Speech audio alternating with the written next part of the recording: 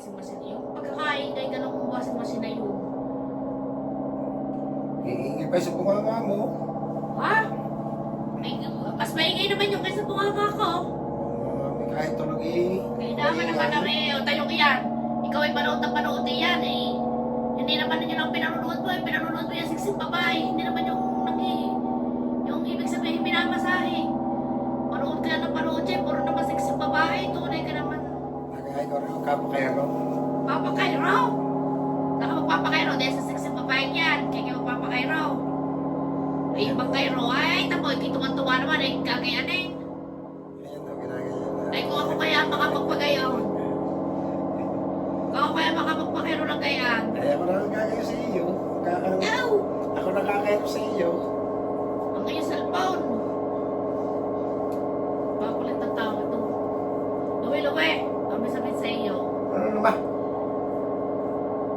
Ako ayaw ko na mag-anak at ako'y matanda na. Ako'y inaaraw talaga mag-anak. Baka ako'y magpapatali na. Papayag ka na magpapatali. Napasok sa iyong utak. Ay hindi, alam ko na pala.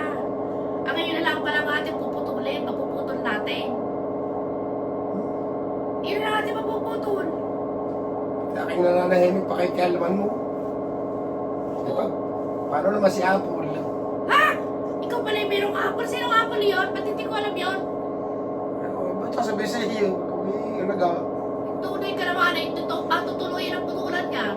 Ipupuputol ko talaga yan. Sinasabi ko sa iyo. Ligalig na ligalig mo. Hinawak ka na rin. Ito mo, mas maingay yung bunganga mo kaysa washing-machine. Ay, hirap ay nahilan mo ang wasing-wasing. Pagkakain ka ng nakakaya mo. Sobra namang ingay. Nakatapat pa naman din sa ating kwarto. Pagkakaingay talaga. Okay na yun. Putas ka. Ayun yung maya-may tahimik na. Ayan, bunganga mo hindi pa. Oh! Tignan rin.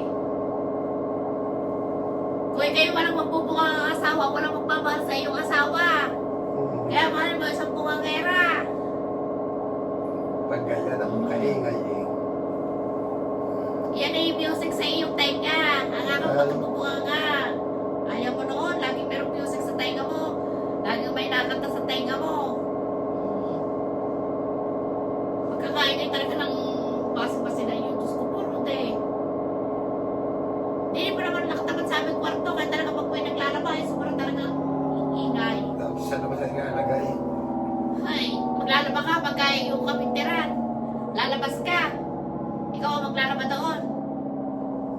Eh, malapit ang winter. Kung malapit eh, nandyan ha. Kaya nga, dadating na winter. Hindi na naman tayo makakalabas. Tayo buburuhin na naman dito sa loob ng bahay. Dahil matipid.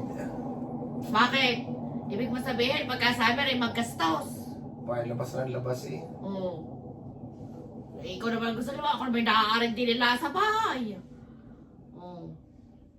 Kung ang gusto lumabas eh. Hindi magsawa ka. Kaya naman na rin. Yung tahimik na. O ay, tapos na eh. Tahimik na washing-machine. Bunganga mo hindi pa. Naman. Ay, ang aking ambuka nga ay musika sa iyong tenga. Ayaw ko maniniwala. Kaya naman naratawa nga rin. Pagkakagaling.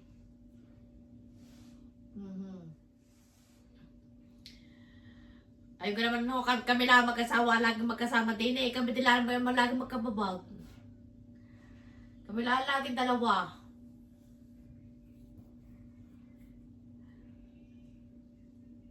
Iba naman, ano naman?